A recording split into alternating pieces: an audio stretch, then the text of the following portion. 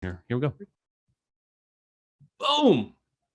What's up, interwebs? What's up, Rebel Nation? We are live into the Restoration Rebel Facebook group, but there's only two of us here, so we're going to have a lot of fun because this is the first time Rico's been into the Rebel Roundtable, right? That's the first time? Yeah? Yeah.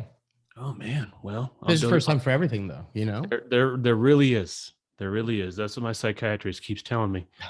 So before we start, we're going to start with the Rebel agreements like we do every single time. So here is that.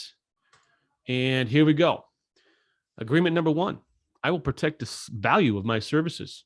Offering free services only serves to erode the value of similar services industry-wide. Free comp bid, people. That's what I'm talking about here. Agreement number 2, I will practice incredible transparency. I will explain the claims process to my client. I will not hide pricing details or falsify reports. I will never communicate with an adjuster without also communicating with my client. Agreement number 3, I do not believe in competition. The restoration companies in my market are part of my community. I will be an active member of my community. It is our unbreakable unity that will create the change that we strive for. And number 4, I am willing to walk away from any project, client, or contract that is not compatible with my values and stated mission. No relationship is worth losing money, sleep, or my humanity. And there we are. You know, we started this group, I want to say 2015, maybe early 2014. No, it had to be 2015 going into 2016. And these agreements have changed on and off since then. But we started with that. And I believe that is that has been the foundation of this group moving into where we are today. And I think for the most part, people have bought into that and made that their own. And that is what gives us the strength. I had a conversation with somebody yesterday. I forget what the point of the conversation was. That's why I make notes. I have a notebook. That's why I don't have to remember shit. Too much going on every day. So he said he was working for a franchise over the last few years. He was since let go in mergers and acquisitions, but he said, you know, I always followed you. I really appreciated your message, but I couldn't say anything. I couldn't chime in because the Restoration Rebels were, well, and maybe still are, a pariah in certain circles. I don't know. And I shared with him the internal memo that someone shared with me from Belfour, from Rusty Amarante, who said, if you're connected with Andy McCabe, disconnect with him right now. I saw that. So the punchline is, and this was reiterated several times when I went to RIA, the RIA conference a couple of weeks ago, we are making a difference. And our unity and us moving in lockstep is making a difference in the industry. And I truly believe, and it's been confirmed by more than one person who's told me this, the RIA would not be doing what the RIA is doing today if we hadn't pushed, if we hadn't started stepping on some toes, using some foul language, and pushing the boundaries. I firmly believe, you know, we would still be in 2015. We would still be, please sir, may I have another? We would still not be able to use our own pricing. All these things that I would like to say the Rebels should be thanked for. So here's me thanking you guys. Thank you. So that's it. Rico Garcia, man. What's new? What's happening? Man, busy, you know, just doing the whole podcasting and just a, ton of great talent out there. And just to, look, obviously I talked to a lot of people with the whole podcast and whatnot. And the Restoration Rebels group is definitely polarizing to say the least, right? Yeah, we force you to take a side. There's no middle ground here. And that's, so look, I mean, so I'm kind of like Switzerland in a way, right? Because my stance is everybody has the right to do business however it is that they see fit, right? There's, diehard, let's call them, program people, right? And organizations. And you know what? it works for them. And if my position is look, if it works for you and you're happy, cool, do you, boo boo. Like, it's fine. It's there's no problem there. Other individuals like to build their business based on the profits that they want to make. They don't want to roll out of bed if they're not going to make money and take time away from their family or whatever the case may be. Like, and that should really be the entrepreneurial spirit, right? And where I think the big disconnect is when I'm having conversations with anybody in the industry is how committed they are to having this like feeling to where if I'm perceived in the marketplace as like a program person, I have to like dive on my sword and be like, oh, no, like nothing else works, right? And then the same is true though on the opposite side. A lot of us independents were like, oh, no, like every franchises are bad, program is bad. And look, I mean, the beauty about business is that you can always carve out your own little niche, right? And find what works for you. And look, if you're not happy with the situation, and if you're sending out invoices and they're not getting paid for whatever reason, or, and you've done, mind you, now here's my thing. You can't bitch and moan about not getting paid and then not document and not do everything that you're supposed to do. And I see a lot of that, right? Yeah. So, I mean, I'm sure you've seen that too. You can't send over shit on a shingle and expect it to get paid in the same way that someone who's documented their file to the nines with a Matterport, with everything else, it's not the same product. Right. Yeah, absolutely. And the thing is, man, look, man, I think that most of us restoration owners, we've all, we've got strong beliefs. We've got, if you're an entrepreneur, you have to have a little bit of an ego, right? You have to have really, really strong beliefs. And you gotta have sometimes confidence. Right. You gotta have something to stand for exactly. Sure. Exactly. I think that what a lot of us lose sight of from time to time is, look, man, the opposite side they have a job to do, right? Like everybody's got a role to play. What you need to do, I think, as an entrepreneur is not take things personal.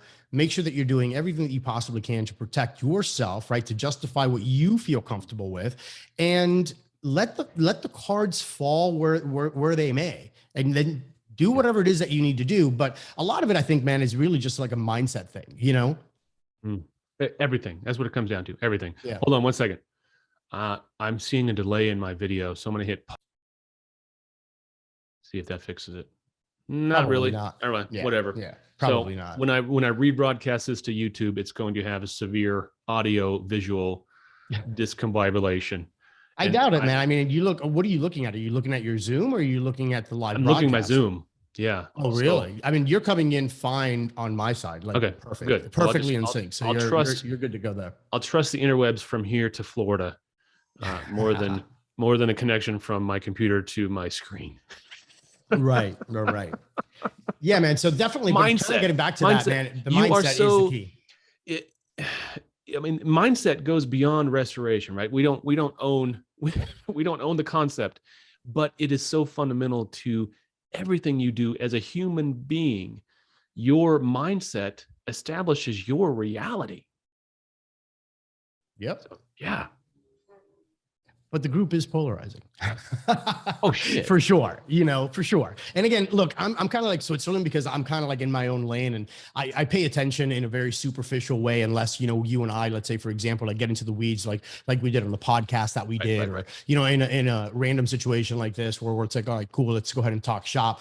So I don't know the entire dynamics and really, honestly, between you, me, and the lamppost and everybody else that's watching. I mean, frankly, I don't care, right? Like everybody's entitled to their opinion. Here's the thing, man, like, it doesn't matter what position you take. Ultimately, you need to have a little bit of pushback, right? And, if you were straight and narrow and, you didn't want to ruffle any feathers and you didn't want to offend anybody, I mean, then what are you doing? I mean, that's kind of a sad place to be, as a business owner, especially if you have a cause, right? So for me, like, I never get offended when people are like, hey, this is what I believe, this is what I'm going for. And if they ruffle feathers, I mean, look, we all need some haters out there. I mean, if you're not getting a little bit of shade, you're doing something hard wrong. enough. Yeah, you're just not working hard enough. You know what I mean?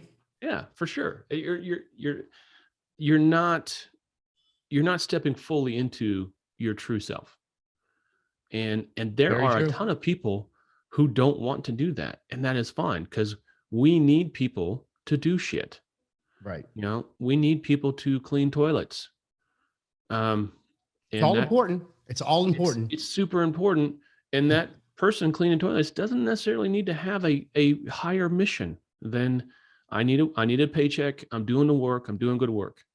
But I was never satisfied with that. I was never okay with that. My gut and my heart just said, when I would see something that's just blatantly, it's not fair, it's not right, it needs to change. And I looked around, I was like, are you seeing this? Are you seeing this? And people were seeing it, but they weren't saying anything. And I just got sick of it. I was like, screw that. No, it's not right. They can't tell me what to do. They can't tell me what to charge. They can't tell me how to run my business. And so I started pushing, and it works. So we've got verifiable evidence that standing your ground against an adjuster works.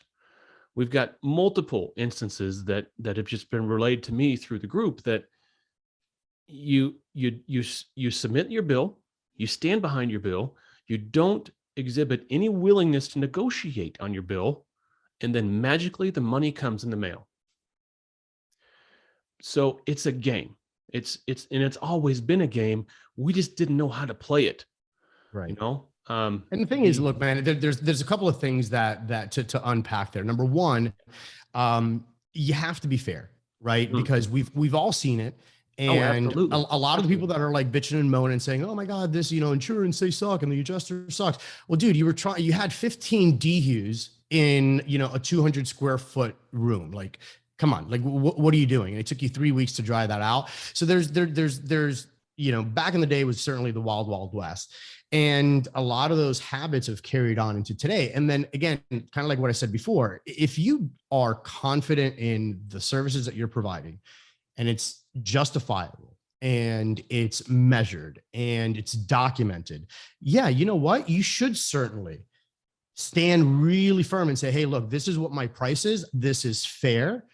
Pay me. Now, where it gets really interesting is why the dynamic exists. And I think that obviously insurance companies do this for several reasons. Maybe, and I don't necessarily think that it's 100% sinister. I just think it's the paperwork and the antiquated systems that they have, right? Once you go ahead and you've got 15, 20 projects out there and you've got payroll and you've got everything else, when they squeeze you a little bit, you're like, man, you know what? I need to get some of this stuff cleared out and kind of recoup some cash. So the necessity kind of brews what's happening in the industry. And part of that is how it was designed. And the other part is the contractors, not one, but once you get, 100, 1,000, 2,000, 7,000 contractors that are kind of falling into the same deal, well, now all of a sudden that kind of becomes law. And now, we're faced with all of these kind of conversations, It becomes the accepted norm. And there's so few of us that have been in the industry more than 5 years that can remember the days when we would mark up our mitigation, because that's what our contract said. We would mark up our roofing. We would mark up everything because we're contractors. And there's not very many people in the industry anymore who remember when that went away. And when it went away, I was working for someone who I was not in a position to say anything about it. I was in a position of, okay, I want to keep my job. I want to keep making money. So, and the insurance is changing. They're moving the goalposts on us, but we want to keep doing this work. So we went along with it for decades. But because we were just not in a position to say anything different about it. And thank God for the internet, thank God for Facebook. Facebook didn't exist. Box, right? It was what was that pre-Facebook? MySpace. It was MySpace before, when I was in the industry, when I got into the industry, there wasn't this ability to get like-minded people in the room virtually and start talking about this shit. So we were very isolated as restorers, super isolated. And And just by virtue of not being isolated anymore, I believe allows us to say, okay, well, your standard, your opinion of what the standard is needs to change because here's our standard and here's our opinion. And we have this group, we have this body of work, we have this body of evidence, we have this group of people that says, no, we don't agree with that standard. And then we start pushing back. But I mean, I don't like making rules to accommodate the exception. Right. And what I mean by that is, I'm working on a file for an attorney right now where this restorer came in to commercial loss and essentially did a warehouse dump and put a ton of air movers in very little dehues in. And the property manager and the owner of the building came in 8 hours after all this equipment had, and they said, what are you guys doing? This is overkill. This is not necessary. And my subsequent calculations on the dehu calculations and everything else proved that if you're moving that much air and you're not dehumidifying it, you're probably causing secondary damage in other parts of this building because you're just not doing it right. But 8 hours in, they said, no, you get your equipment, you get it out of here. So they did. So the equipment was there for less than 24 hours, but the owner got a bill for $58,000. And, because the vendor, the restorer, they got an electrician in, they started pulling apart panels, hooking up distribution boxes because there wasn't enough electricity to run the 1,000 fans they put in this building. But at the end of the day, it wasn't necessary. And this restorer is suing this owner, and there's going to be a countersuit because it's bullshit. But that is what I call the exception. That's not what we all do. That's not what the majority of us do. The majority of us take a reasonable approach to our jobs. And it's just the outliers that get all the press and get all the attention. Well, and then that's the outliers is where the carriers point to and say, well, we have to do it this way because that happened. And I disagree wholeheartedly. That happened because there's just dumb people in the world. It didn't happen because the industry has an inherent problem. And to call the entire industry blatantly dishonest because there are dishonest people in it is disingenuous at best. So that's the problem is the problem is that, you got to understand, man, like when you're talking about an industry or when you're talking about a group of people, there's you have to some degree, even though nobody likes to generalize, you kind of have to generalize, right? Because that's the only way that your mind can really break it down. That's right? what we do as human beings. We Right. generalize, we short circuit it. Yeah. I mean, you create the stereotypes in your brain, and that's the way that you communicate. But then once you get a restorer one-on-one, totally different conversation. It's like, oh, wow, he's such a hardworking individual. He's honest. He really cares about his clients. He cares about his community, et cetera, et cetera. So, again, everybody's kind of got their perspective, and it's such a weird dynamic because the majority, especially if you're doing like program work, that's its own independent animal, right? But even for the independents out there that are not doing program work and they're still doing AOBs or direction of pay, I really think that it's a matter of really clear, number one, documentation, and then number two, here's where Rico's going to go ahead and get the FUs in the comments, right? Number two, have a conversation and actually be a salesperson, for crying out loud. Stop hiding behind, hey, Mrs. Jones, you know what? No money out of pocket. Don't worry. I'm a really nice guy. Here, just sign this. The insurance company will take care of everything. And then number one, you haven't looked at the policy. Number two, you don't know if they have exclusions. And number three, you're just going in there like a Neanderthal, just tearing the place up. And then you get mad, and then you bitch in the group, and you do this and you do that. And the insurance carrier is off to get me. No, like the reality is that you didn't take 5 minutes because you were overly excited to actually sit down and have a conversation with your client. Tell them, hey, look, this is the timeline. This is typically how this works. Right. You may have some out-of-pocket expenses. As a matter of fact, Mrs. Jones, if you do have an out-of-pocket expense, it's actually probably going to help us out in moving this claim along. which very few people even have that conversation. And I think that part of that is because of the culture of the industry and how it was designed. It's so much easier to get somebody to sign a piece of paper and say, hey, no out-of-pocket expense, we'll go ahead and take care of everything, instead of having a long, real conversation about what to expect moving forward. So, again, not that that is what happens all the time, but when we do hear these stories, a lot of times that's the overall dynamic. Now, flip side of that, independent adjuster, desk adjuster. Maybe they don't have the training. They've never been on the field. They've been at a desk for 6 months. They want to go ahead and nitpick at each and every single line item.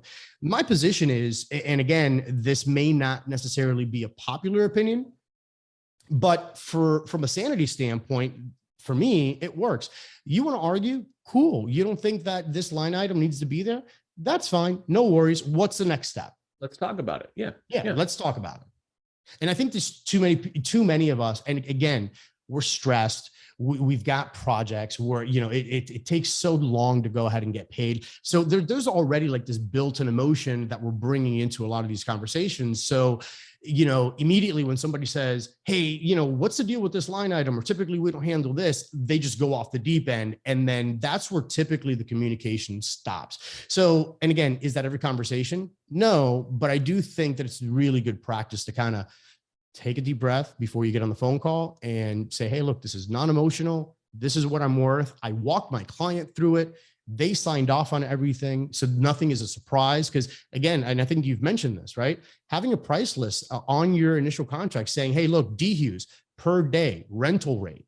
All right, cool. It's easy to just do a walk around in your house and say 1, 2, 3, 4, 5, 6 DHUs. All right, great. So just having all of that transparency, I think, is really what's needed, and not necessarily regulated, but definitely standardized to some degree, so that everybody's kind of on the same page.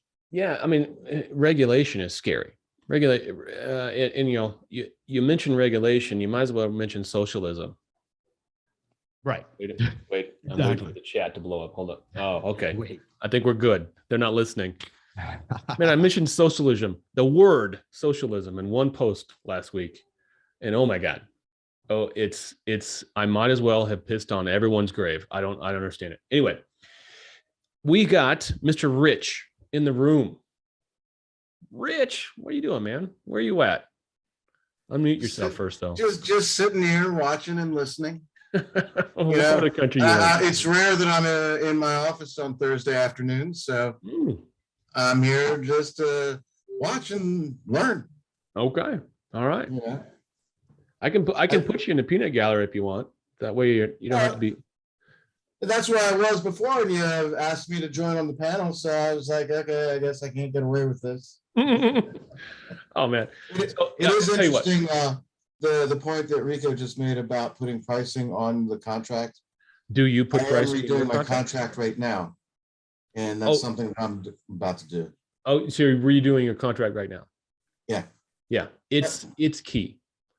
It's key. I am doing more and more attorney work, and another file that I'm working on actually today, major franchise did $141,000 worth of work on a one-pager insurance proceeds contract. And all the good stuff of their contract was on the second page that the client never saw and they didn't keep. So they're going to have a hard time winning this lawsuit because it didn't put a schedule of fees and they didn't include the entire contract in what the client signed. And the clients, and then they proceeded to negotiate directly with Young and Associates, not even the carrier, and negotiate the claim without the client being involved at all. And now we're here 2 years later, this franchise is suing to try to get their money. And the client's saying, wait, I didn't sign that. Show me the contract. Show me the contract. Oh, you don't have it. Oh, the only version of the contract you have is a picture that I took? Interesting. So the schedule of fees is so key. We have to enable our clients to be able to at least almost anticipate what their final bill is going to be. If they can't go through our schedule of fees and look at the job site and say, oh, well, I'm on the hook for $5,000. Oh, man, looks like I'm on the hook for $7,000. If they can't do the math themselves, we have fallen down as a restorer. So what are you going to do, Rich? What are you going to do for your schedule of fees? How are you going to approach that? I'll probably make a page just with the schedule of the most, unfortunately with X1, you can't print out your top 50 items or top 30 items. Could you ever print out just the top 50? I did. Okay. Just so I could do a on-field estimate.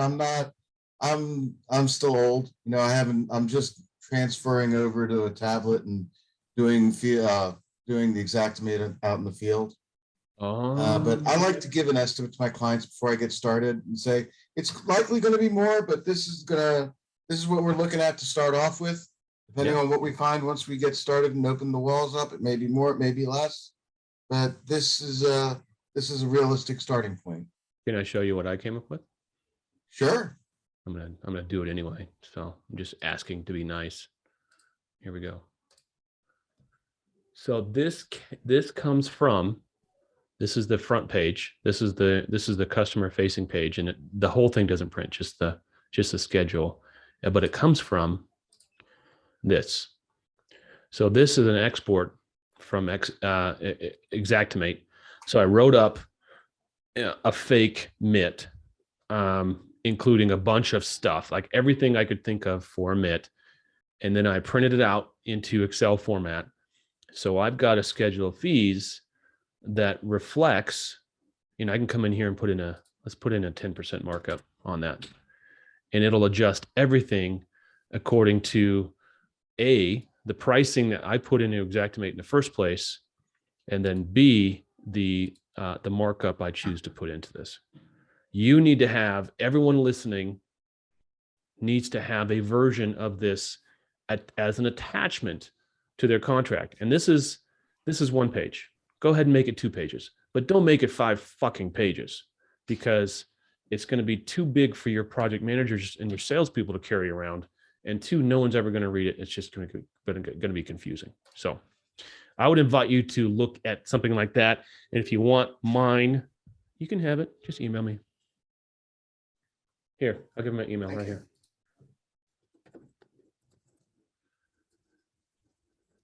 There. Boom. All right, I'm going to do it over here as well in the Rebel page. And awesome. While you're doing that, let me just jump in real quick. I got to take this call, so I'm going to jump off. Love you guys. Love what you do. Keep it strong. All right, take it easy, guys. Bye. So yeah, schedule of fees is key if you want to get paid and if you want to win lawsuits. And let's face it, there is a chance that every file we touch is going to end up in court.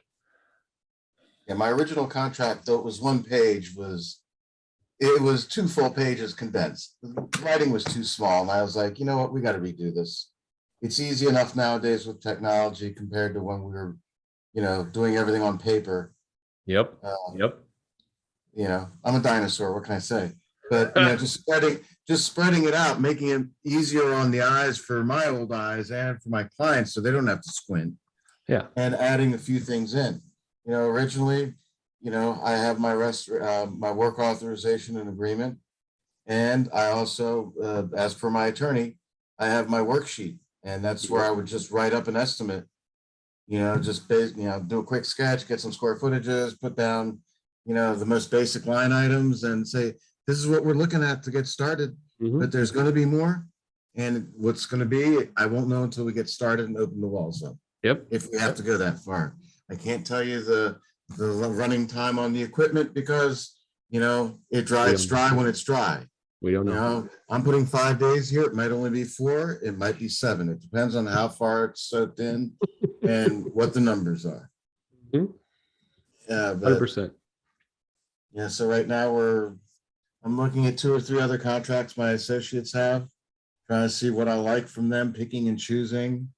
And the one thing I know, and everyone should know, is if you have a multi-page contract, they need the initial on every page, meaning they've read it. Yep. Just like my home improvement license and my home improvement contract. There is technology that we can leverage DocuSign is a perfectly acceptable technology. I do, my client intake and my project intake forms are all on DocuSign. So I can send a link to a client and they just follow the link and then they fill it out. And it's DocuSign, so they have to register. So they know, DocuSign knows who that person is, and it's an official signature at the bottom. And it's there in the cloud forever. I download a copy from me, but I leave it up there. And I mean, that contract is always going to be there. And the beauty of DocuSign is you can have your guys out in the field with the tablet and just hand it to the homeowner. And what are they going to do? They're going to read it? No, they're just going to scroll to the bottom and sign it. But that's what we all do. Yeah. But at least you have them scrolling by the words that you need them to be liable for. That's what it comes down to. I just started using Encircle last year, and I can just put all these files on there for them to sign. Knock wood. That's it. That's it. And if I got to say, if I can do it, I'm sure everyone else can do it. What part of the country are you in? I'm in DC, the Maryland suburbs. Maryland. I am actually licensed as an adjuster in Maryland. Are you? I had a client that needed that, so I went and did that. We didn't end up winning that case, though. It was bummer. Sad story, but it got me licensed in Maryland, so I could come do that. I've actually never been to. Have I been to Maryland? I don't know if I've ever been to Maryland. BWI Airport. Hey, but I hate to see you flying to DC. I think I have flown into DC. Maybe it was Philadelphia. I don't know. You guys have, your cities are so. I mean, you don't know when you're going from one city to the other. If you're driving, you don't know unless there's a sign. It's one metropolis. Yeah, it's huge. From DC all the way to Pennsylvania, it's almost a metropolis. Right. Like the last 30 miles out of Baltimore to Pennsylvania. Mega city. Yeah. My county is what, 1.5 million people? We have more people in my county than they do in the District of Columbia. We've got 175,000 people in 3 counties. It's weird. Yeah, but you have plenty of airspace out there. And it smells good. Yeah. That's, when I travel, it's I always like coming home because I get off the plane. We got a small airport, so you got to walk down the stairs and walk. But the air instantly hits you. It smells great, unless we're in fire season. You go to the tap and you get the water, and it tastes wonderful. Yeah, I don't. Big cities is not for me. I'm not a big city guy. Nah, it's tough, But what do? You're born here. You want to move. Mm-hmm. I'm just not into moving. I got my family here. I have to take care of mom and dad. Yeah, you gotta do it. Well, I don't have a whole long list of stuff to talk about today. And since no one else is jumping on, what do you say we just call it early? Yeah, the one day I'm home is a short show. Right? No. Hey, it was great hearing. Don't tell anyone you're coming next time. All right. And then you can don't ruin it. Yeah, sorry. I ruined it. My fault. Hey, anyone who didn't pick up on the need to do all the stuff on a contract needs to do it. Because it's so key. They're looking at a piece of crap contract that they know can't be defended in court. And that just gives them, oh, well, yeah, I'm going to ride this. Yeah, so what? Let them try to sue us. Right. A sophisticated client will do that. And, if it's either the client or the adjuster. It's like, oh, this guy doesn't have a contract. He's not going to be able to do anything with the client. But hopefully, it shouldn't have to come to that anyway. But unfortunately, it does. Yeah, times. It really does. Have you seen Ed Cross's AOB stuff? And Ed Cross. I looked at his contract for not for water restoration, but for I have a copy of it here somewhere for when everyone was doing all this disinfecting. Because I was thinking about doing it, and yeah, that's pretty intense. He's got an intense. How many pages is that contract? Like 5? He was like 7. Ugh. But Ugh. I have a pretty sharp attorney. Yeah. Pretty damn expensive, but Yeah. I have a friend who's a hygienist and does a lot of environmental work, and he also does expert testimony. And when I told him who my attorney was, he goes, "Man, I was just doing a case when they found out his company was running the opposition. They declined to proceed." Ooh, that's a good attorney. Well, it's a relatively big firm. He's best friends with my insurance agent's father.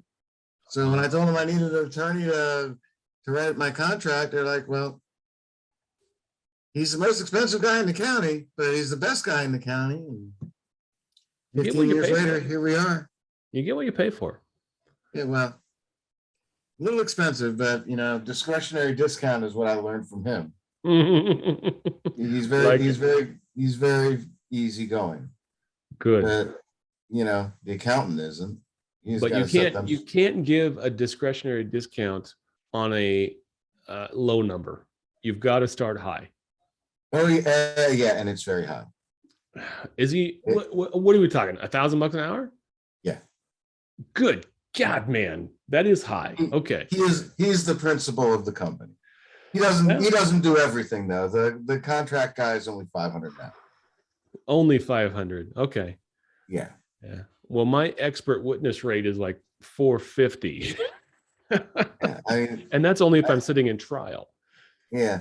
I mean, it's ridiculous. Their accountant sent me a bill for $150 when I sent them an email saying, "Hey, I'm working on revising my contract. As soon as I get some notes together, I'll send it to you."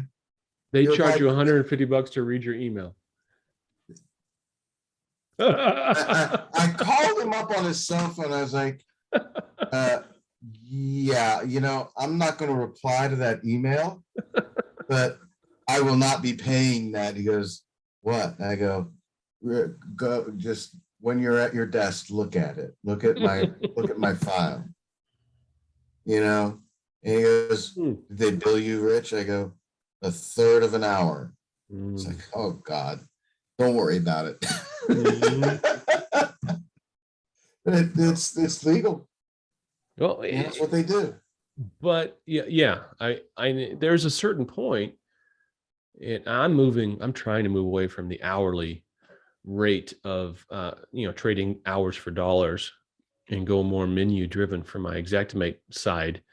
But there's a point where certain clients, they will email and 5-minute phone call you to death. There's a point where you've got to start charging for stuff. We do. I've got a client like that right now. I'm not going to proceed with their bill back. Yeah. But no, I mean, this was just hey, I'm going to be redoing my contract. Should I be sending it to you or one of the other attorneys now? $150, I'll tell you. Really? And the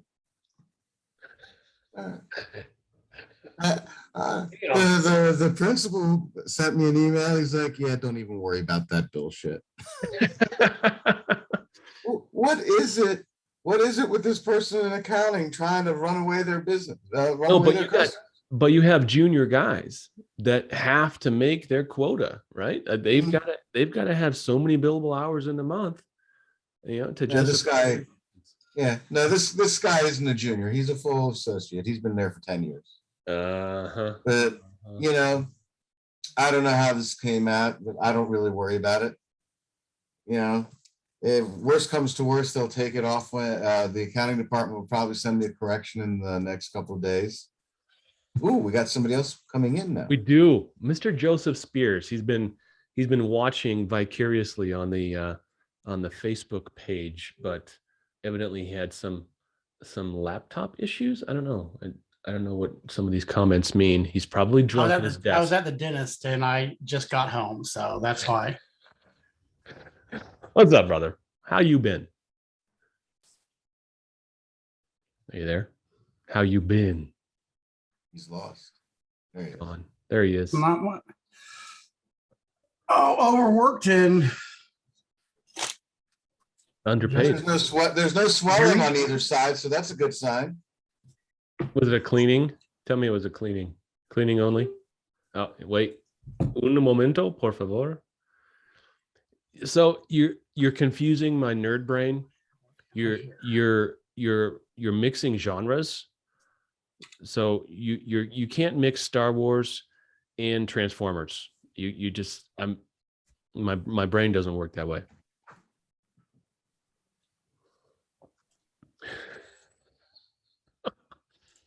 Only us true nerds know. Are you ready? Apple Watch guy. He's maybe ready. Maybe not. Oh, No. gone. See it. Oh.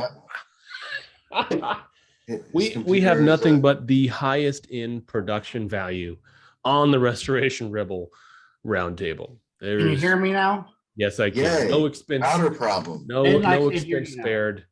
We spend buco hundreds of pennies a day to keep this thing rolling. Oh, I was at the dentist earlier. That's why I couldn't make it in time. I was watching you guys on Facebook or listening to you while I was driving. So you got a couple things to comment on. Contracts or whatever else we were talking Well, about. I mean, on the contracts, I mean, I've always done it where, obviously on the reconstruction side, we're always going to have an estimate. We're going to write the estimate up first, and then that's going to have our value on it. On the mitigation side, what I've always done is we said, we'll put on our contract a list of what items we're going to do. Our pricing says the end price will be based on Xactimate, or the Xactimate program itself. But then we put a price range between a $5,000 buffer zone, roughly, of, our guys are like, this is probably about a $5,000 to $10,000 job. In the most time we don't go over the 10,000, but if we do, technically, the homeowner doesn't have to pay that because we've set that upper limit, but we give them a price range that's a reasonable expectation on, if everything goes according to plan, we're going to be at the lower number, but there's always some unforeseeables because you never know. It's really hard sometimes, and it's not like you can just in the middle of a job do a supplement or really, it's the mitigation is always such a fast-paced, 3-4 days time frame that. And I'm sorry, my lip is still a little bit numb from my dental work. No, it's all right. I was about to object, sir. I object, but no, you were talking about mitigation only. So yeah, it is on mitigation. You should set up your contract as, if it's not a strict T&M, a pseudo T&M. You always, even though if you're going to use Xactimate ultimately to build your invoice, you want a way to back into a time and materials when push comes to shove, because that's what it comes down to. I'm working 3 files right now for attorneys, and every single one is, here's the Xactimate. What really should it have cost? What should the real cost be? And I'm going to go itemized, and I'm going to price out the material. I'm going to price out the labor, and Xactimate's going to be, we're going to murder Xactimate, because people, when they oftentimes when they use Xactimate, they just get plain lazy, and they're using Xactimate because they don't understand how to build a real project. They don't understand what real costs are going into a project. They just use Xactimate because, oh, that's what we use, and it lets people be lazy because they don't understand their true costs and their true line items. So these 3 files, I'm going to murder these guys because they don't have a schedule of fees in their contract, and they did say as per insurance proceeds or as per Xactimate, and Xactimate is just a cost estimating program. That's it. And if you're not, anyway, good for you. Yeah, good on you. Talk about that commercial one where they're trying to do $58,000. You said is a warehouse dump. I mean, how many times have you seen a warehouse dump? I've seen it a lot. I don't understand that at all. Like, I mean, you got an overeager commercial sales guy for a restoration company. They see the big building and a sprinkler line. Oh, and all they see there, as soon as they walk in the door, their brain turns off, and it's just like a slot machine, dollar sign, ding, ding, ding, ding, ding, ding, ding, ding, ding. Well, I mean, And in then- my experience, I mean, the thing is like, yeah, commercial and residential, there's, we do a lot of the same things, but you can't address a commercial loss the same way you ever address a residential loss. It's No. a different entity. It is, and people And- approach it the same. Yeah, people Yeah, have the and I mean, same machine trying to do both. I could probably count, I mean, more times than not, the person who originally signs your paperwork usually ends up being someone that wasn't supposed to be signing the paperwork, and they were just trying to put it under control. Truth. I mean, literally, if you're doing a commercial loss, your job, your day one job is just to extract and get just some basic dehumidification, air removers going, and then stop, pause, and have a sit down with the company and figure out what they want or what you're going to do and get a game plan going. Because if you address it like a residential where you're just like boom, boom, boom, equipment everywhere, this is going to happen to you every time. I mean, Every single time. No, I mean, job number 1, stabilize. Prevent further damage. Job number 2, get with the owner and figure out a game plan. I mean, Nothing happens without that buy-in. A lot of times, either two things are going to happen. One, the people renting the place is the one who called you, but they're not the ones in charge of, No, they're not. the building. Or two, if it's a large scale operation, the local people don't have say so over the building overhaul. It's the corporation. You stop. You like he said, you control the environment. You get it locked down so there's no more secondary damages going to really occur. And you have some time. It's not like if you don't get air moving on it and within 5 minutes, it's going to start molding right away. It's a fresh loss. You have to sit down and you have to game plan. You have to come up with the idea of, best practices, because you got everything from loss of use and, the business people can't work in. You got to make plans for that. I mean, it's not the fact that someone would have air movers and an electrician already out there within like, an hour or two. That's insane to me. Like they just jumped the gun. It was 3 hours. 3 hours from contract, and the electrician was on site just ripping apart panels.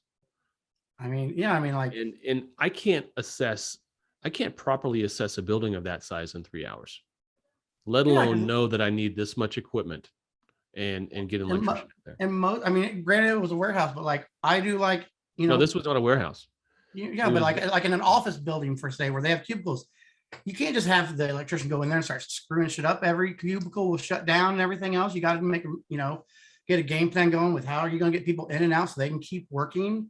I mean, the fact that they would do anything besides extract in 3 hours is here's insane. the problem with your train of thought.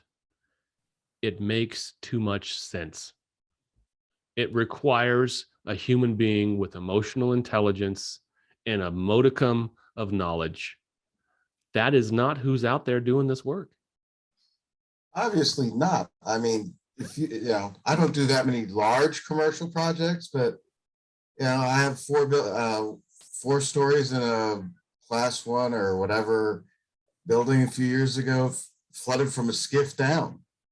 The engineer had another contractor there, and they were screwing it up because he couldn't get a hold of me. And I get in there, they flooded the loading dock with their portable, emptying the water. God bless them.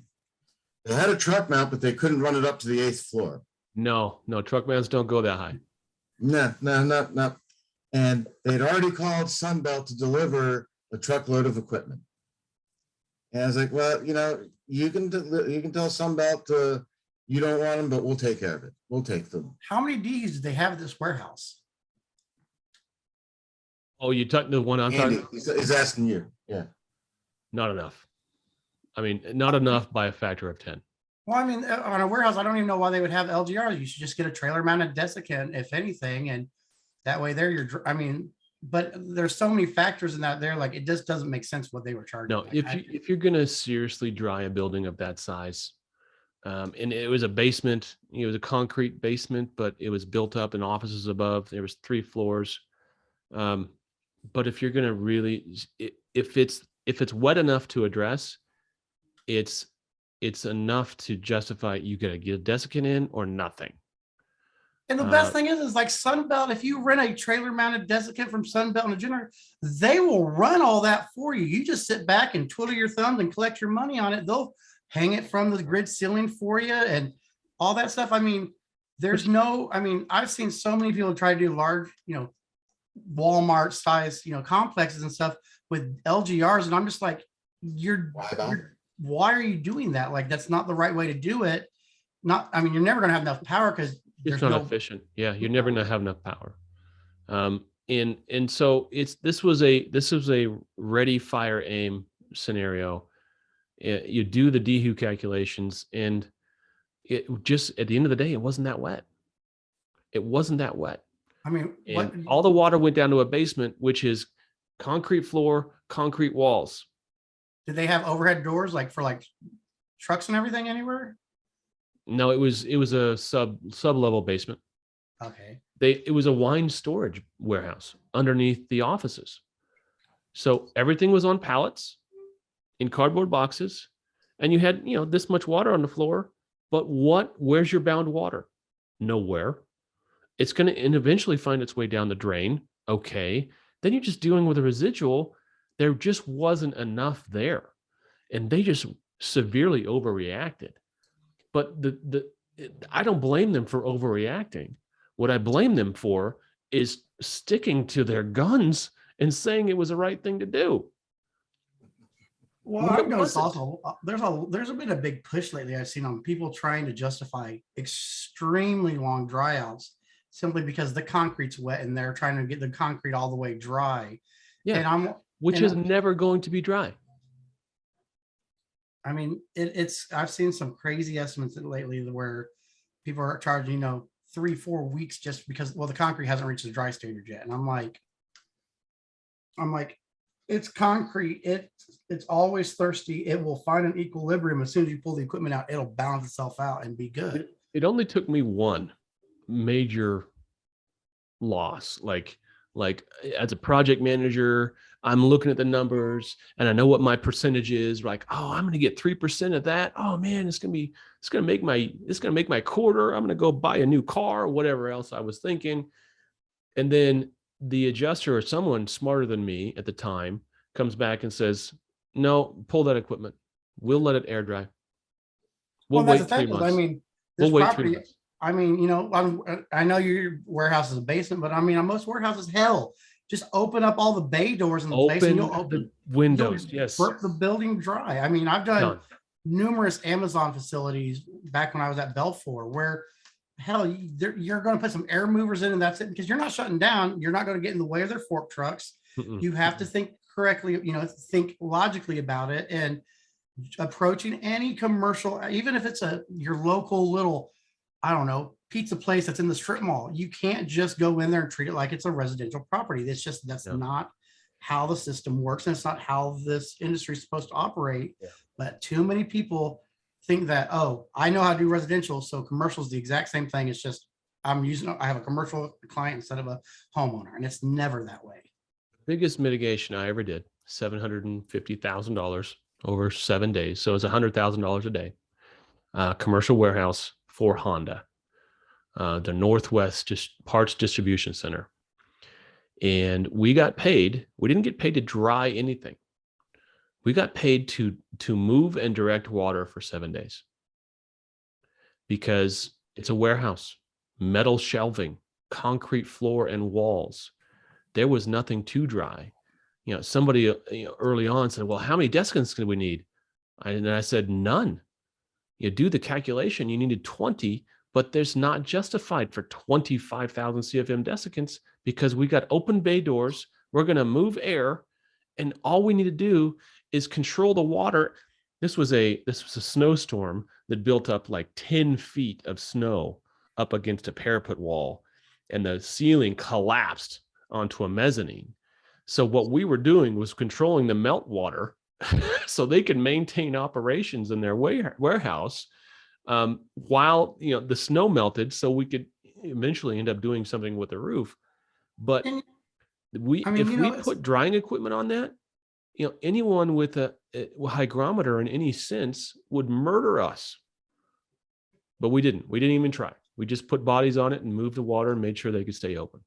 I mean, you don't always have to end up doing trailer mounts. My largest mitigation was a $1.4 million dry out. It was for 3 buildings on a military base, and we weren't allowed to have a trailer mount desk on the base because it was a security issue.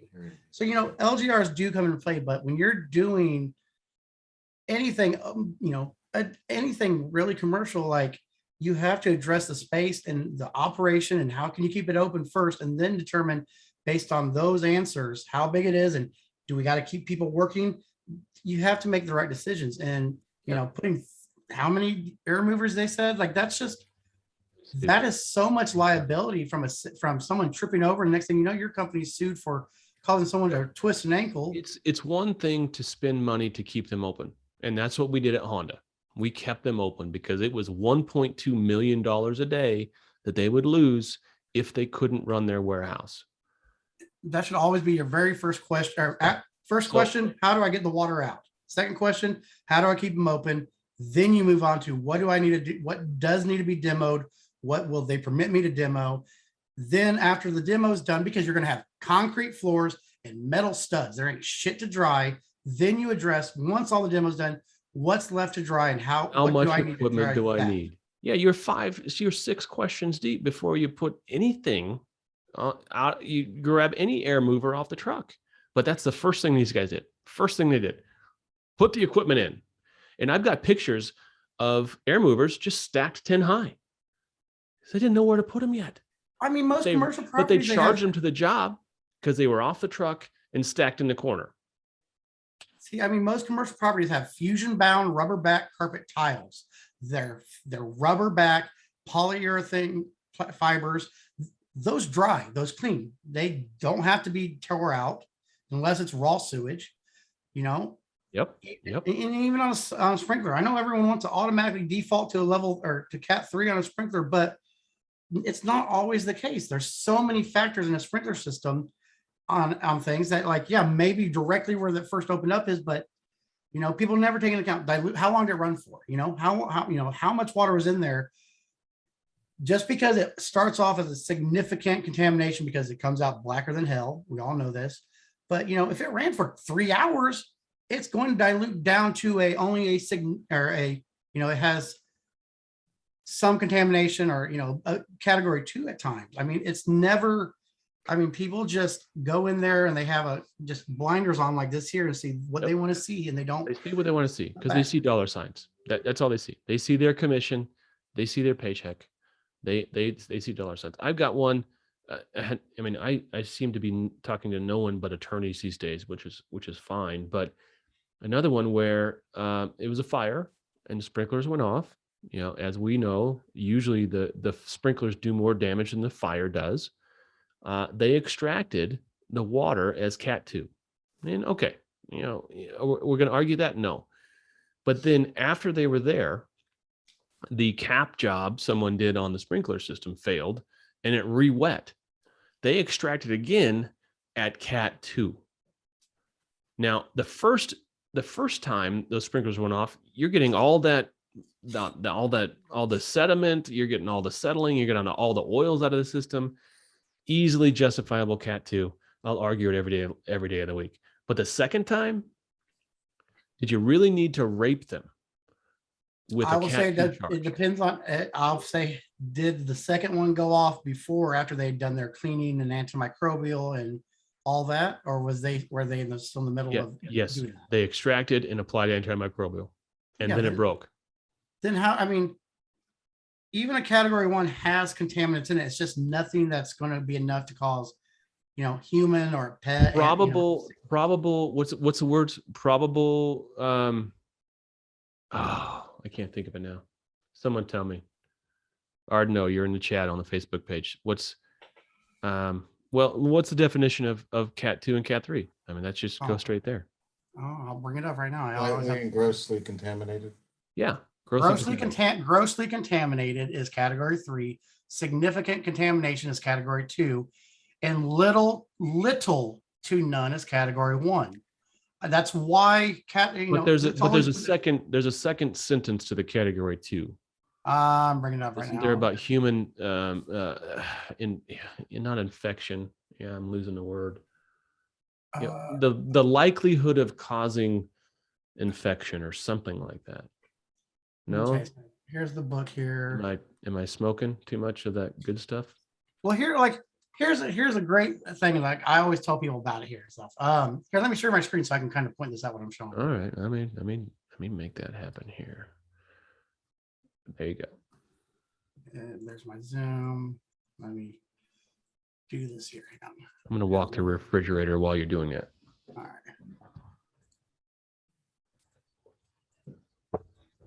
Son bitch. All right. So we should see the S500 here, right? Okay. All right. So category 2 water contains significant contamination and has the potential to cause discomfort or sickness if contacted or consumed by humans. That's on top. The potential. Here's what's crazy is like, and this might just be because I know they worded it, they put some new terms and wording in on the new 500 here this year or last year, but you know, everyone always says, you know, rainwater category what? Rich, what do you think if your house, if rain comes into your house, what category is it? Rain, 1. Unless it's touched something bad on the way in. Literally, like if you read these categories here nowadays, like it says here, melting ice or snow, falling rainwater is category 1. So if you leave a window open and it rains into your house, it's category 1. The amount of people I know that will try to run that as a category 3 is crazy. Really? People try to run melting ice and snow as cat 3? Ice damming and everything else. Ice damming as cat 3? Really? Yeah. Because it goes through the substrates, through the roof and the tar paper and all that stuff there, and it picks up and it's category 3 because where I always go default to if it was cat 3. Here's the thing is, so category 1 says were you in full face mask when you did that? Here's the thing is category 1, melting ice, snow, or falling rainwater. But then category 3 says wind-driven rain from hurricanes, storms, or weather-related events. So, well, the only reason the rain was able to get into the house from the window is because the wind blew it in. So it's wind-driven rain. That's people's reason. That's why I always tell people, like, we need to get into a position in this industry where we test our water sources. You might have a day of just dehues and air scrubbers running, but we should be having more accountability on our classifications because. Well, I don't believe. Here's my approach to it. Let's simplify it. Let's just have a number for extracting freaking water and stop arguing about it. Oh, I agree. I mean, yeah, the only reason we get in these arguments is because we can, air quotes, charge more. We can charge more. Well, let's just get rid of the argument and we'll have one rate. Here's our extraction rate. Yeah, I mean, seriously, if it's category 2 or 3, we're going to use PPE. We're going to charge you for it. But we're not going to charge you more. Here's a difference in pricing with Xactimate. It's a different price because it assumes you're using full face. You're in your bunny suit and you are less efficient. Mm-hmm. You extract less water per hour when you're doing cat 3 because you're in this big old mode. Well, what if we just did one price, extraction? Here's your price. If I'm in PPE, I'm going to charge you for PPE. I mean, at the end of the day, we all dump the water down the same spot. It's not like you can take category 1 and dump it out in the yard, and then category 2 can go down the drain, and 3 has to be disposed of at a sewage plant. Like they all go down the drain. Nobody should be dumping their tanks down storm drains or just pumping it out into the yard. So Stephen Ardno, be careful if you get caught outside in snow or rain without PPE. But I mean, some of the stuff, some of these things, people just take and run with and all. And it's a lot of it has to do with the fact that it's old school mentality and people aren't, a lot of people have a problem with once they learn one way, they're not open to that way ever changing very much. And if you're not willing to take the time to read up and learn and change and all with the industry as it changes, you're going to have all these issues where you're having people come to me and say, Joe, they're not wanting to pay for this here. How do I justify it? And it's like, I'm sorry, like I'm not an adjuster, but even I don't think it's justifiable. Right. And you can charge it if you want, but I don't agree with it either. Rich, what's your cup say, Rich?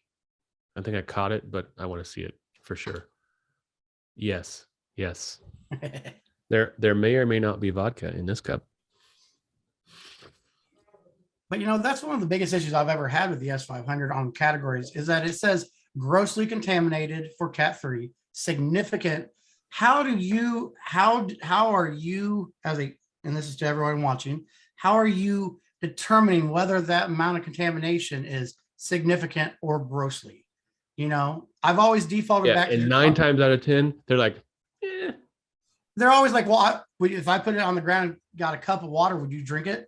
No, just because I'm not going to drink it doesn't mean that it's grossly contaminated. Grossly contaminated, right? It's right. like the argument I've told many people over times.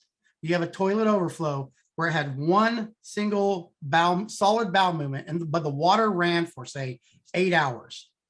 There is no way the dilution rate of that water compared to how much soil was in there that you can. Yeah, we're all going to classify it's a toilet overflow with human waste in it. We're going to classify it as 3, but if you tested it, there's no way it will ever come back as grossly contaminated. It'll be significant at best. And it's that kind of thought process that a lot of people don't want to do because it costs money. Well, I mean, this just opens up a different problem in that, okay, I'm going to do ATP testing.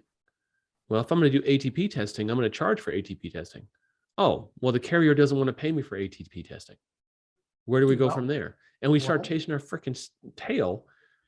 This as long as we're in the mindset that, well, if the carrier doesn't pay for it, I shouldn't charge for it, which is wrong, by the way. But that's where we're at as an industry is like, oh, well, I can't charge for it. Then I'm not going to do it. Well, it's like insurance. Insurance doesn't pay for lead or asbestos testing. It doesn't fucking, sorry, I mean, but it doesn't matter. At the end of the day, though, it doesn't matter if they will or will not pay for it. As contractors and responsible businessmen, we have our due diligence. We have to test to protect our employees, our company from liability. At the end of the day, if they're not going to pay for it, factor it in somewhere else into your estimate or bill your homeowner if you need to. On your ATP, if the insurance doesn't want to pay for it, bill the homeowner for it, factor it into your price somewhere else. What's the real cost on an ATP test? Right? $35. Well, the meter by itself is expensive as hell. It's like 35. Your cost per yeah, go ahead, Rich. What was it? It's $2,000. Yeah, but your cost per use goes down. What do the swabs cost? Swabs are like $20 a pop, I think. $3 or $4 each. Yeah, like $5. Yeah. Never buy by the 100 if you're a small fry like me. 25 to 50 of them go bad before the year's out. And keep them in the refrigerator. Because they have a shelf life. Yep. Keep them in the fridge. But here's the thing: is they don't want to pay for it. Well, how do we justify the charge to do it? Because if say every third job you do because of the ATP test allows you to justify it as a category 3 instead of a 2, you've now made your money back on that meter. Like, look at it from a bigger picture and not on a case by case, job by job basis. I bought a drone, so I don't have to get up on roofs. Am I going to charge anyone to use my drone instead of getting up on the roof on a ladder? No. I did that for me. And even if I don't charge for ATP, which I think we just established, it's not a huge number, right? If you're hanging your hat on, oh, I can't charge them $75 to do the ATP testing, you're looking at this thing wrong. Because if you can't make up $75 somewhere, you maybe you need to work for somebody else instead of working for yourself, because that's dumb. I got one for you here, guys, because this is actually, it's been a big one. It's been everyone's commenting on it lately and stuff. The fuel surcharge. I want to ask you guys this here. I've seen people charging $100, $250 a fuel surcharge. How in the hell? I'm a contractor doing a reconstruction job. I'm going to have one crew out there for, say, it's going to be one crew out there doing drywall and painting and a flooring contractor. There's going to be 2 vehicles out there. They're going to make, let's say, a total of 4 trips out there. How do you justify an extra $100 in fuel charges when literally gas is up an extra, $2? So you're in, let's say it's an hour drive away. You're talking like an extra like $20 total in extra gas. Yeah. How do people, I don't understand, like everyone's always been complaining lately about, oh, we need to charge fuel charges. Yeah, but you're people are trying to charge like $100, $200 for it when you have an increase of $20. So relatively speaking, if you got a $20 increase, you should be charging 30, maybe $40 of fuel charge. That's it. Well, here's what I argue. You were not charging for fuel before. Why are you charging for fuel now? If we're trying to accommodate for inflation, which is real, Absolutely. right? It didn't used to cost me $125 to fill up my truck, but it does. But that's not the only thing that's gone up in pricing. I didn't used to have to spend $5 on a carton of orange juice, but it's real. So if you're trying to use a fuel surcharge to make up for inflation, you're not approaching it directly. You're not doing it. You got to get your mind right. Xactimate is not keeping up, right? It's doing the best it can to accommodate and try to keep up with costs, but it's not doing that. And Xactimate doesn't build in any margin for us anyway. So build in your margins, including your fuel charges, if you really believe that is the only thing you have to include. But we need to be marking up Xactimate rates by 50%. Oh yeah, I mean That's the solution. Not arguing about how much fuel. Yeah, I think that's a misuse of the fuel surcharge line item. Just like I believe some people in this industry, they mess with the labor overhead to try to build in margins, and I don't think that's the right approach either. It's dishonest. You're trying to make up for, what 8.5% inflation last year. What's the real number? 20 probably. So you're trying to make up for a 20% swing increase in your costs by changing the labor overhead item. Well, that's lying, in my opinion. You're telling people my labor overhead's higher, and I understand it's just a manipulation of the system, and that goes against one of the tenets that I mentioned at the top of the show: transparency. Just be freaking transparent. Hey, my costs have gone up. Here's my markup. I'm not afraid to tell people, hey, this price has been marked up 42%, and here's why. Much easier conversation to have. Xactimate routinely is 30 to 60 days behind the times on prices because they update at the start of the month and they can't keep up with it. But it is, I mean, there's no reason, everyone wants to jump on bandwagons for fuel charges and for these meters and stuff, but no one ever talks about the fact that a XLDU has been $150 for 10, 15 years now on the rental rate. Them sons of the guns are getting What's the current rate for an air mover? What's the current rate for an air mover? Here in Indy, a regular centrifugal is $28 and an axial is $32, give or take $1 per month. $28. You know what it was in 2001? $28. 25. Yeah. Let's get real. Let's talk about it. I mean, it's just, I'm looking at my price list now. Where's my aren't changing are the stuff that no one talks about. I don't think, and here's a let's go back to this.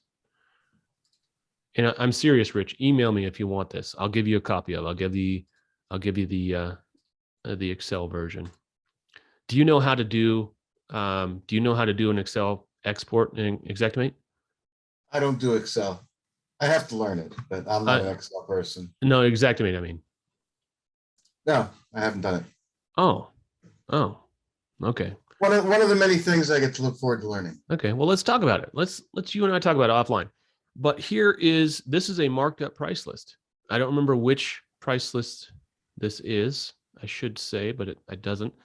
But here's $43 a day for an air mover. Is that sacrilege? Am I going to get burned at the stake for charging $43 per day? I don't think so. I think that's more than justified. Air scrubbers, $168 a day. Why not? You're going to give me a hard time about replacing a filter anyway. I'm going to build the filter in. Here we go. Here's your price. That's another touchy subject for me. The amount of people that they're like, I charge a filter on every single job. Prove to me. it's one of the only things I will say an adjuster says that I agree with is if you're going to charge a filter in every job, at least show a photo that you're actually putting a new filter in to justify it. Because I'm not gonna lie, I worked at a company, I won't say who, it's a big company though. I worked for them back in 2012. And I went through their entire department and I changed out every air scrubber filter they had, dated it, and put my initials on it. I left, I went to LA and lived for a while, came back to Indy here, ended up working with that company again. Over half of their air scrubbers were still the filters that I had changed out like 7 years previously. And I guarantee on every job, they're either charging a quarter of a count or a half a count or a full count. Like that kind of, those kind of things are what give this industry a bad rap at times, because, show some credibility for what you're charging. If you're not going to change that filter out, like why are you charging a full price for a filter that you're going to, piece out to 100 clients on? The mentality that you can charge it just because you can charge for something, you should charge for something, that needs to stop. And that's not going to stop until guys like us start saying shit. That needs to stop. Just do it. Some people do it to cover the stuff they're not getting paid for. That mentality is there. So nut up and get paid for what you need to get paid for. Have you guys seen the Bill Loveland meme I put up there? Where's my Bill Loveland meme? I'll find it here shortly. We're way over time, so if you guys got to go, let me know. You're fine. But what's the thing though is if you're doing your due diligence, if you're properly documenting, if you're properly photographing to justify your charges, very, very, very few things will in my experience, I work both on TPAs on my day job and non-TPA work. You don't get kickbacks as much as you have if you're just supplying the proper documentation that helps you justify, here's what I'm charging. Right. If you're charging for trash bags, have a picture showing that they double bagged it. Right. That's all you need. If you're extracting, show a picture that you're extracting. We're in a position we are because adjusters are not dumb. And they know that some of us are full of shit. But here's Bill Loveland talking about, adjusters not wanting to pay more than Xactimate rates. And Bill Loveland said, you've got to have the nerve to charge what you need to charge. We all have to charge what we need to charge. That doesn't mean we charge for shit we didn't do. That's a difference. And for some of the people in the group here that are part of TPAs, I work with TPAs every day. My day job is on 3 different TPAs. I can tell you right now that on average, if I write an estimate and they kick it back to me and tell me it's going to drop in price, I'm on average, they're taking less than 10% off my estimates because I justify what I do. And I just wrote an estimate for $200,000 for a fire loss, where literally the reviewer for the TPA said, first off, they said, Joe, you taught me a few ways of estimating that I didn't know you could do. Like on my exterior wall insulation, instead of putting it per room, I go on the main yellow folder and I write EW as my calculation, done.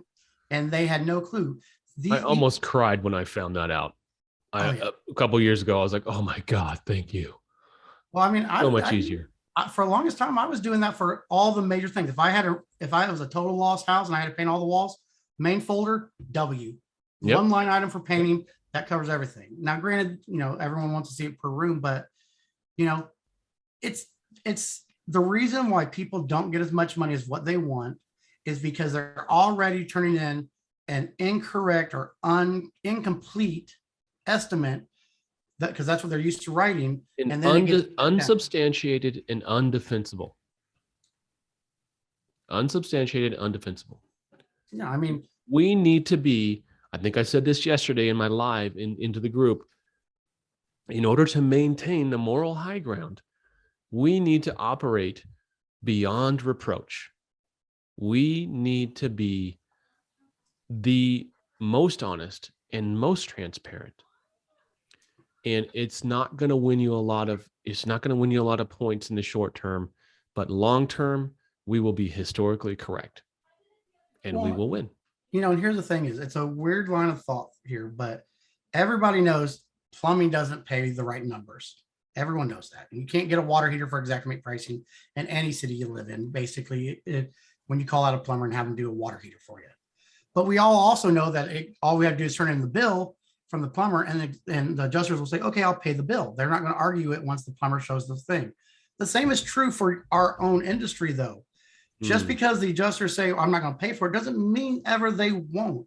As long as you have a good defense and you have your documentation and you can defend this is why, and you don't get on the phone and sound like you're just trying to bullshit them and hem haul around about it, and you are ready to go with your answers, you'll get things paid for every time. I mean, I get boxes of trash bags paid out on my mitigation.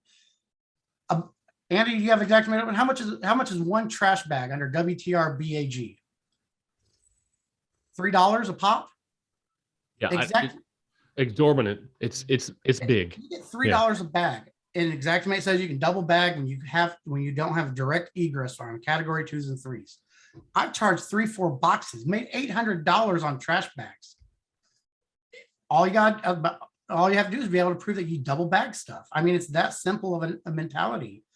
You know, you want to extract and do 2 extractions, show the extraction, and you know, any person that ever extracted knows when you extract, you get little mountain peaks like the carpet cleaners get when you extract.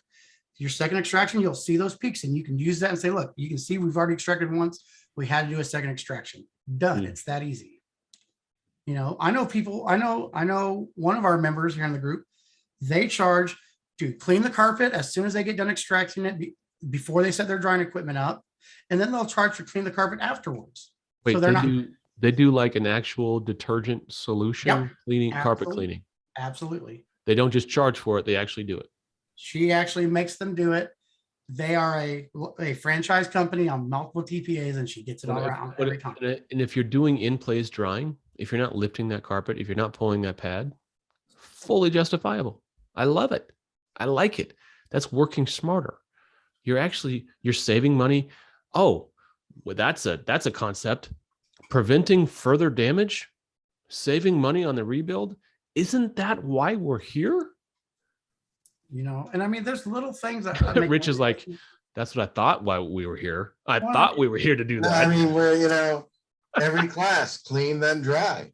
I mean, How many people don't freaking clean the walls after they pull out the drywall and the insulation and then just blow everything everywhere? You know, I mean, that's the thing. That's why you justify an air scrubber the entire time, because wet shit is weighed down by the water. As it dries, it can become air slides. That's why an air scrubber is set throughout the drying process, not just during demo, like some people say. And I mean, that's all you gotta do is say that there. And that's a justified reason on leaving an air scrubber or keeping it under negative pressure. You want to charge for cleaning your equipment? 9 times out of 10, most companies try to charge for equipment decontamination and then complain they don't get it paid. And I say, do you have any photos of them cleaning the equipment? No, but we clean on every job. Well, all right. That's why I made my guys start doing that at the beginning. We're 26 minutes over, but Gordy Powell just asked a question. Gordy, if you're still listening, could you rephrase? I'm confused a little bit. Gordy says, I understand the documentation, but so tired of the new normal of doing all the adjusters' work and then having to support that. Oh, okay. I just had to read it out loud. I got it. Yeah, we are doing the adjusters' work. We are being asked, especially the program guys. We are doing adjusting. We are documenting their file for them, and then having to support that. Yeah, that's a bitch. Yeah, I mean, most of the TPA work I do, the adjuster's never going to write an estimate. My estimate will be his estimate, and it's my job. You know, but I know a lot of it. I've even had certain TPAs. They've literally told the adjuster, I'm sorry, but Joe wrote a valid estimate and the adjuster didn't want to pay for it. And they get told they have to pay for it. The TPAs, as much as they suck, if you work the system the right way, you document correctly, they will very often still be on your side as long as you're turning in a high quality product. It's the fact that most people know 50, 60% of the program, and that's what they use and all. you can tell Oh, and 60% is being generous, my friend. but I mean, I can tell you right now, me and Andy, either one of us write an estimate, and then I guarantee you, there's things that we get charged on that most people would say, I never get paid for that in a million years. And it's like, Here's all you gotta do is here's one of the justify it. problems with that is that you and I write the same scope. It's going to be two different estimates. There is no, despite this level 1, 2, 3 certification of Xactimate or whatever else, actual insight. I love you guys, but you teach a way to estimate. You don't teach the way to estimate, and no one does. And so every single file, we are arguing my philosophy of estimating versus your philosophy of estimating. And that is a problem.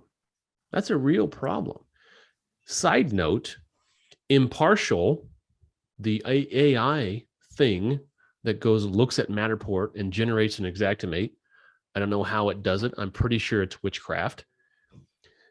That may be a solution. Maybe we all start with an Impartial-esque version, and then we doctor it, from there with our own insight and input. But until that happens, even though we're looking at the same loss, we're going to come up with a different scope, which is a problem. I think it's the problem. Yeah, I mean, there's tons of classes out there for S500s and S520 mold and all that stuff, but there's no good governing body that says this is how, as an industry, things should be billed and charged. It's up to each individual. It's all, even when you ask Xactimate, it's up to each estimator to determine whether or not the way they're billing is correctly. You just said good and governing body in the same sentence. That's an oxymoron, ain't it? It is.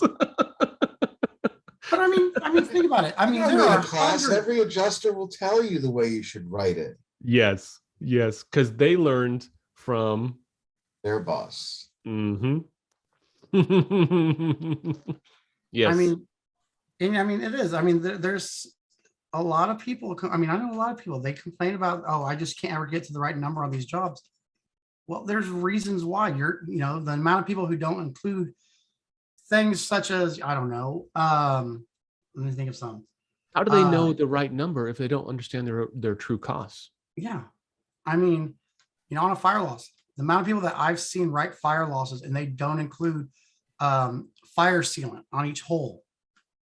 Because to be a good estimator, you can't just be a jack of all trades. You almost have to be a master of all of them to know what all is involved in the job. Okay. I know what you just said, but I'm still confused. Fire sealant. Explain your terms. The red fire caulk that you put around every outlet. And I know what fire caulk is. It's a separate line item in Xactimate. It's not built into any other part of it. And the amount of people who don't charge for that when they do reconstruction jobs, and you have to have a whole rewire or replumbing on a job site. But fire caulking is not required on residential. In some areas it is. Okay. So when would it be? Give me an example. I mean, I have to do it in Marion County here. I have to do it on every property, especially when we go from a first story to a second story and you have a elevation change. You have to put fire caulking and mechanical wool around large openings. Commercial, like multifamily? Residentials. Get out. Yeah. I charge on every job. Okay. I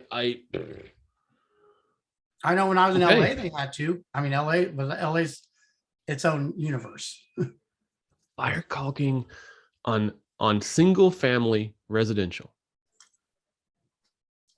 I mean, just like the doors the other day, Andy. How many people are charging $900 to take care of it, to install a normal door? Me and you do, but not enough of us. Not enough of us.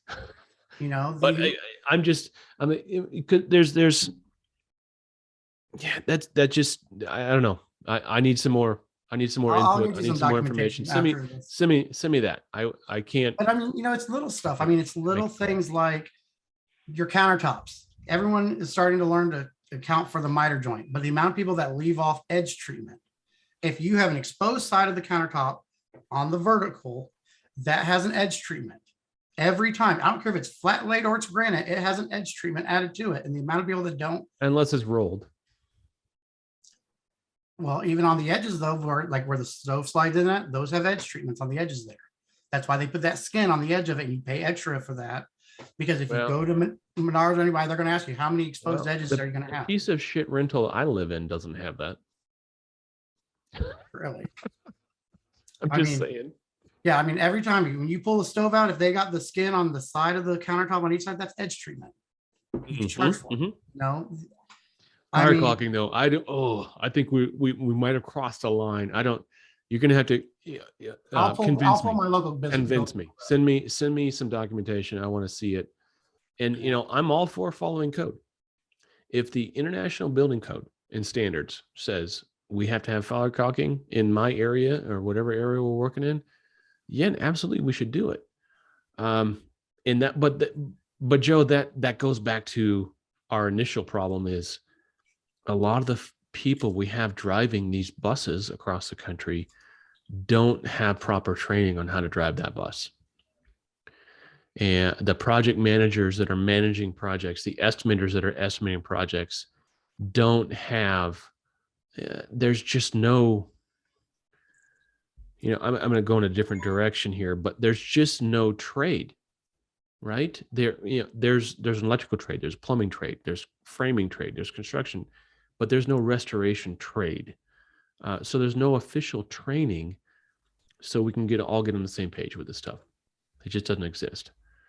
And that's the problem. And until we solve that problem, we're always going to have the same conversations over and over and over again.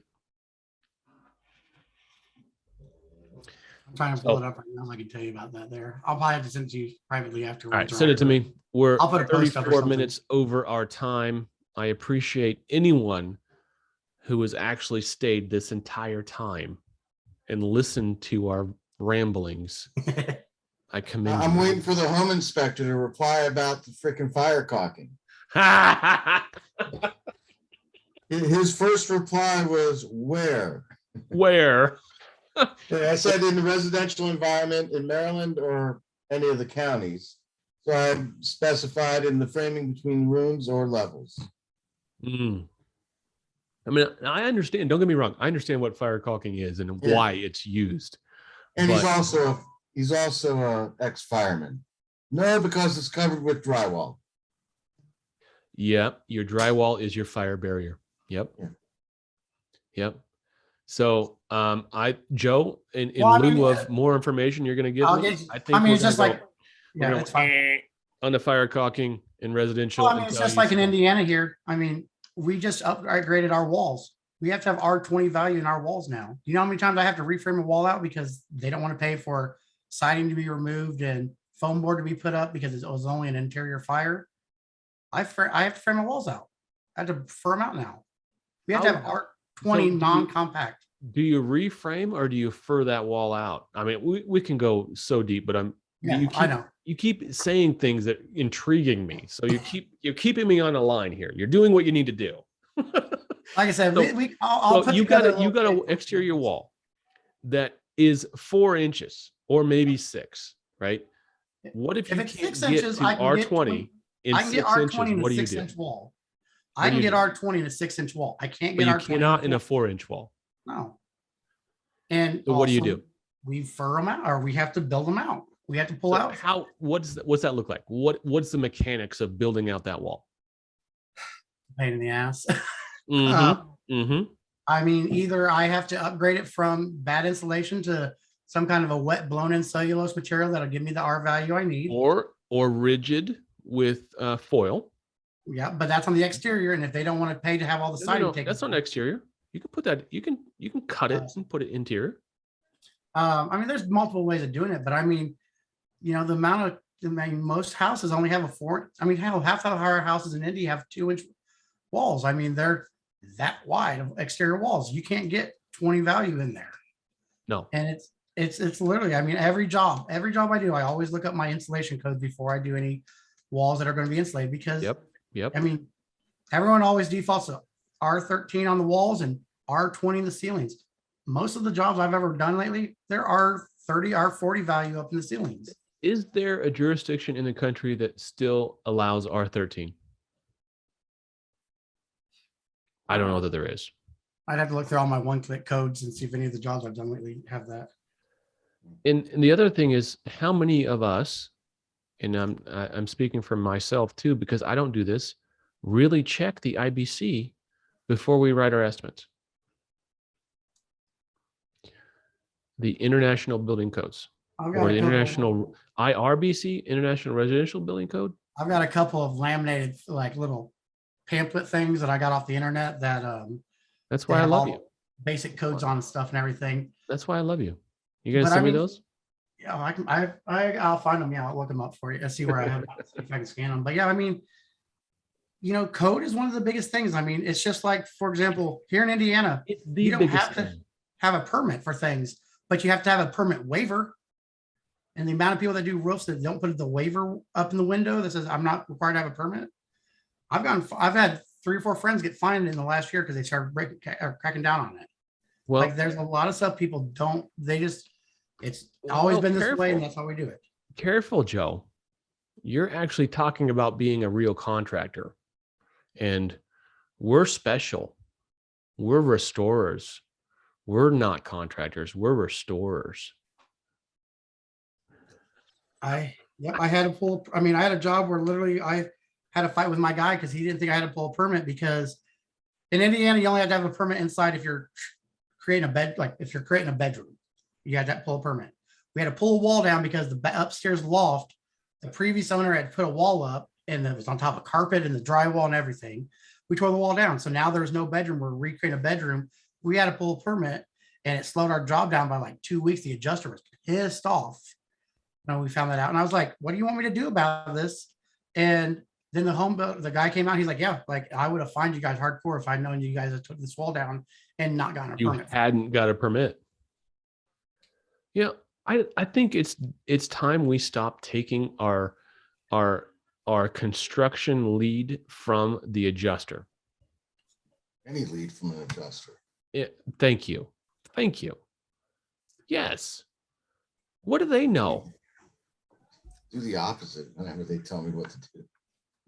It's what the adjuster job is? Here's the adjuster job.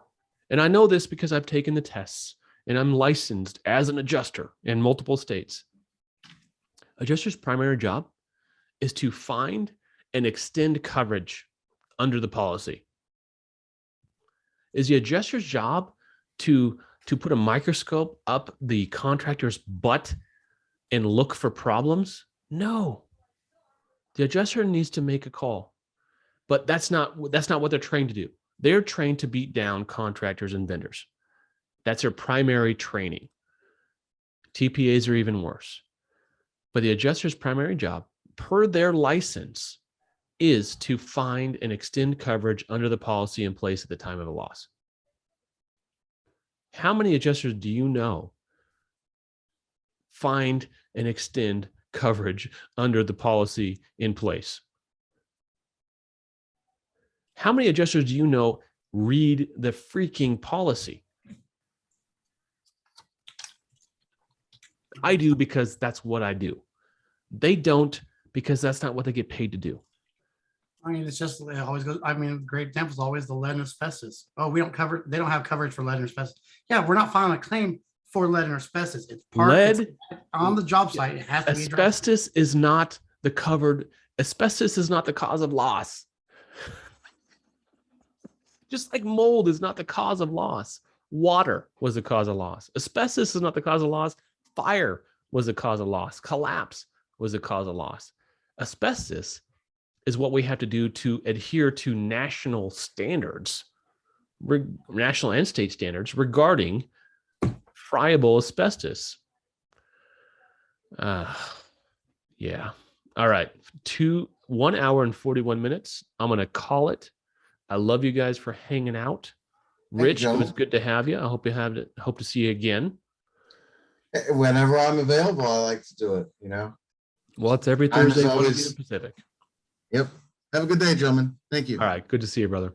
Joe, good to see you, my friend. I'm looking forward to that documentation. Yep. We'll see y'all. Later.